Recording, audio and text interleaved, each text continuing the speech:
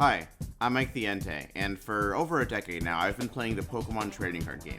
It's really fun, but it can be a little complicated, so I'm making this video to teach my subscribers and everyone else how to play the game. So let's get right into it.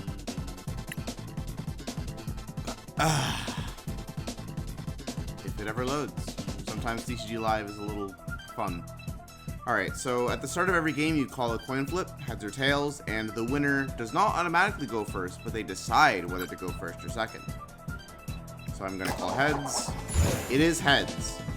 Usually it's good to go first. If you go first, you can't attack or use a supporter card on your first turn. I'll go over both of those later, but usually it's best to go first anyway. So I will go first. At the start of the game, each player draws 7 cards, and chooses a basic Pokemon to put into the active slot. You can see here that Mew is a basic Pokemon, that's denoted by the top left, as well as Cosmog. You see on the top left it's a basic. Basic Pokemon are usually a little weaker. They don't evolve from anything. So Cosmog and Mew don't evolve from anything, so they're basics. However, people usually run more basics than staged Pokemon because you can play them immediately. That's kind of it. I'll explain how stages work later, but for now, I'll put Mew active, and I'll put Cosmog on the bench. You can have up to 5 Pokemon on the bench. And if you have 5 on the bench already, you can't play anymore. So at the start of your turn, you draw, and then you can attach 1 energy to your Pokemon per turn. I'll attach 1 psychic energy to my benched Cosmog, and you can also play as many items as you want per turn, so I'll use this Level Ball. Level Ball searches for a Pokemon with 90 HP or less. You can see that I have a Cosmog here with 60 HP. That's the maximum HP of your Pokemon. I'll go into exactly how to lower that soon enough. But for now, I'll get this Cosmog, which has 90 or less HP, and put it into my hand. Now, you can play as many item cards as you want. You can see how it says item in the top right, but you don't have to play everything. I will play Cosmog down to the bench. During your turn, you can place as many Pokemon onto your bench as you'd like. I'll use Mew's Mysterious Tail ability. A lot of very good Pokemon have abilities. Some of these are always happening. They're known as passive abilities sometimes, while some of them are abilities you have to choose to activate. So Mysterious Tail says, once during your turn, if this Pokemon is in the active spot, which is, of course, the spot up here, you may look at the top 6 cards of your deck, reveal an item card you find there, and put it into your hand. Shuffle the other cards back into your deck. So I'm going to use Mysterious Tail now. And you can see that the game automatically shows me just the items, but over here I can look at all 6 of them. This is a Pokemon tool card. This is a supporter card that I was talking about. Supporters are generally better than items, but you can only use 1 supporter per turn in total.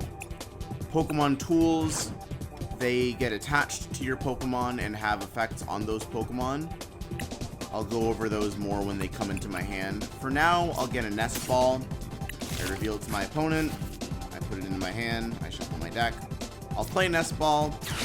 Nest Ball gets any basic Pokemon, no matter how much HP it has, and puts it directly onto the bench. So because Xerneas has more than 90 HP, it has 120, I'm going to get my Xerneas with my Nest Ball, and I'll just put it on the bench immediately. It does not go in your hand first. That's relevant because some Pokemon happen to have abilities that say when you play it from your hand to your bench. In any case, I'm now going to play Jubilife Village. Jubilife Village is a stadium card, and stadium cards affect both players. They go in the middle of the field here, and they stay there until they're removed by an effect or someone else plays a different stadium. You can only play 1 stadium card per turn, and depending on what that stadium is, both players can actually make use of it, so be careful when placing a stadium down. I'm actually going to use Jubilife Village's effect now, which allows me to shuffle my hand into my deck, draw 5 cards, and then end my turn. And I'm just going to fast forward through my opponent's turn. Not that my opponent's going to necessarily do much, but I'd rather explain things more on my own.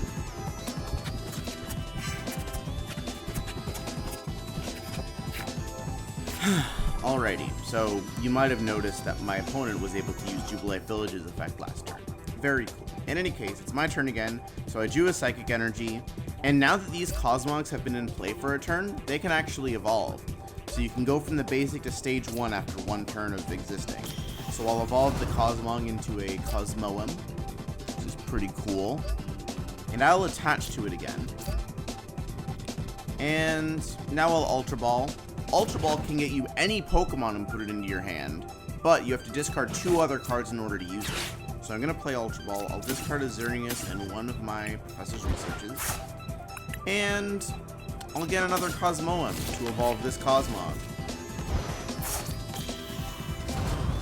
And then I will play Professor's Research, which makes me discard my entire hand and draw 7. Fortunately, since I have no other cards in my hand, I just get to draw 7 for free. It's pretty nice. Now, I suppose I'll use Mysterious Tail, because I can. Oh no, I whiffed. I didn't get anything. Sometimes, if you use an ability like Mysterious Tail, you won't find an item. That's just the luck of the draw. Alright, now I have what I want to use next turn, which is this Lunala. But because I just evolved into Cosmoem, I cannot evolve again until next turn. So, I think I'm going to pass.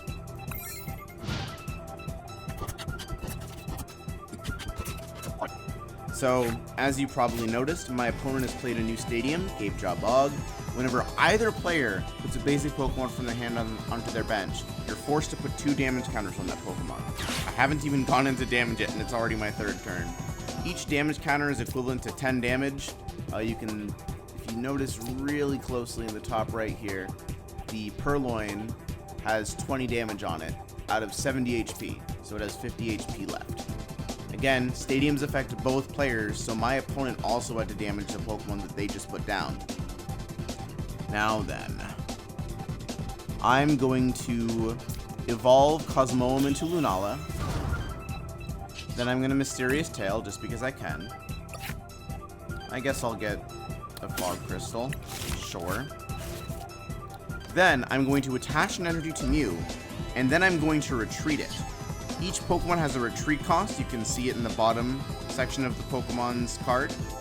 Mew's retreat cost is 1. So in order to retreat, I have to discard as many energy attached to Mew as the retreat cost has. So in this case, I discard 1 energy. And then I bring a Pokemon from my bench into the active spot.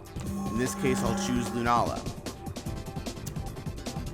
Then I'm going to use Lunala's Lunar Pain attack. Fortunately, attacking doesn't require you to discard energy. You just have to have as much energy as the attack cost states. So these little star symbols mean that I can use any energy, which means the 2 psychic energies that I have are enough to use Lunar Pain. This will double the damage counters on each of your opponent's Pokemon, which for now just means Purloin's going to take 20 more damage. Actually, it doesn't take damage. There are cards that specify damage versus effects, but that's for a later time.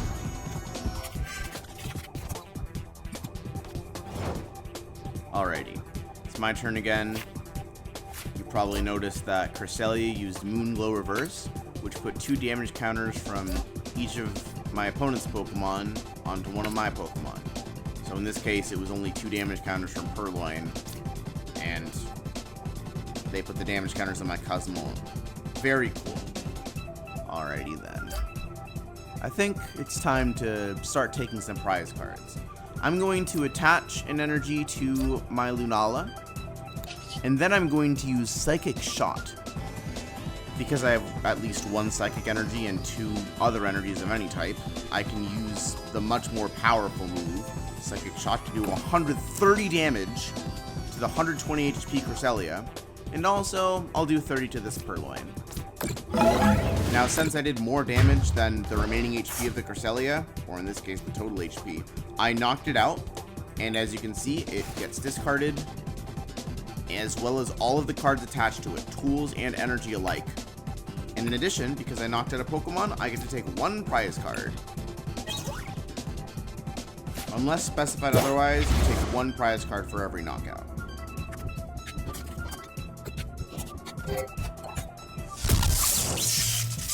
Uh-oh. My opponent used Fake Out, which normally does 20, but double Turbo Energy reduces that damage. And because my opponent flipped heads, I am now paralyzed. So my Mew cannot attack or retreat, which is very unfortunate because if I could attach an energy, well, I can attach an energy. If I could retreat, then I could just attach and then retreat and knock out the Purloin with my Lunala. Unfortunately, that is not an option for me right now. I think I'm just going to Mysterious Tail because I can. I'll get myself a Fog Crystal. And I'll attach to Cosmoem just in case my Lunala gets knocked out somehow. But other than that, I think I have to pass.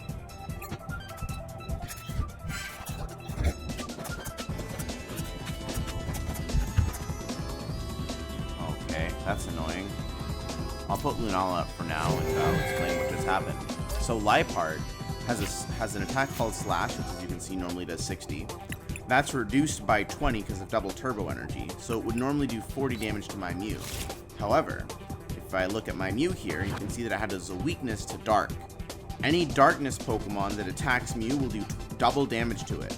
Since Mew only has 60 HP, Liepard was able to one-shot it with Slash. That's a little bit annoying, but fortunately, I can just come back and knock it out in a bit. First, I'll Fog Crystal to get an energy. Usually, it's nice to attach at least one energy every turn if you can. Fog Crystal lets me search for a basic Psychic Pokemon or a Psychic Energy. Pretty nice. In any case, Psychic Shot for the knockout, and I'll do 30 onto Cresselia. Because my opponent's deck seems to rely on having a lot of Pokemon with damage counters on them.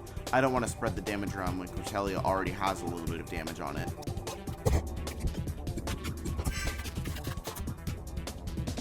Alrighty. It's my turn again. Big Charm gives the Pokemon that it's attached to 30 HP, but I do 130 damage, so I'm really not worried about that. I'll Nest Ball for a Cosmog. Now, since Nest Ball puts the Pokemon directly onto the bench, Gape Jaw Bog doesn't work, because I'm not playing it from my hand. That's one of those important distinctions I mentioned earlier. So, I'll Psychic Shot for the knockout here. I'll do 30 to Purloin. Maybe I can knock it out before it even evolves.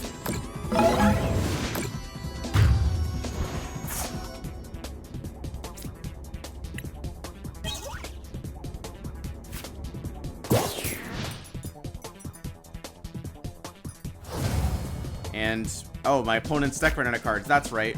I forgot how to explain how to win the game. You can win by taking all 6 prizes, or by making them not have any Pokemon in play. Or if their deck runs out of cards, they just lose automatically. If they can't draw at the beginning of the turn, it's over. So yeah, that's Pokemon, I guess. There are a lot of things that I didn't go over on purpose. And if this video gets 100 views, I'll go over them in the next part or something. Have a nice day. If you have any questions, also say so.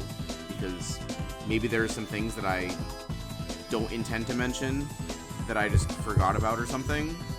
Comment. Give me all the comments. Thanks.